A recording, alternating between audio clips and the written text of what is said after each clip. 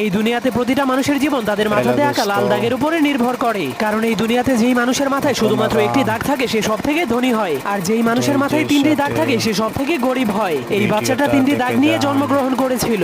এরপর সে ধীরে ধীরে বড় হওয়ার পর সে দেখতে পায় তাকে শুধু গরিব মানুষের সাথেই থাকতে হয়, আর যাদের মাথায় দুইটি দাগ আছে তাদের গোলামি করতে হয়। এমনকি তাকে দুই দাগওয়ালা মানুষের জন্য সারাদিনই কাজ করতে হয়, যার ফলে দুই দাগওয়ালা মানুষের বাচ্চারা তাকে মারলেও সে কিছুই বলতে পারতো না। এজন্য সে একদিন লুকিয়ে লুকিয়ে তার কপালের একটা দাগকে মুছে ফেলে। এরপর কাউকে কিছু না বলেই লুকিয়ে লুকিয়ে দুই দাগওয়ালা মানুষের রুমের মধ্যে চলে যায়। কিন্তু সে ভিতরে যাওয়ার পর দেখতে পায় সব দুই দাগওয়ালা মানুষের এক দাগওয়ালা মানুষের একদমই চাকরের মতো সেবা করছে, যা দেখার পর সে অনেক অবাক হয়ে যায়। এরপর সে বুদ্ধি খাটিয়ে তার আরেকটা দাগকেও মুছে ফেলে। কিন্তু যখন দুই দাগওয়ালা মানুষেরা দেখতে পায় তার কপালে এক দাগ, তখন তারাও তার সেবা করতে শুরু করে দেয়। তখন সে জীবনের প্রথমবার এত সম্মান পেয়ে অনেক খুশি হয়ে যায়। কিন্তু তখনই হঠাৎ করে উপর থেকে একটা মেশিন চলে আসে।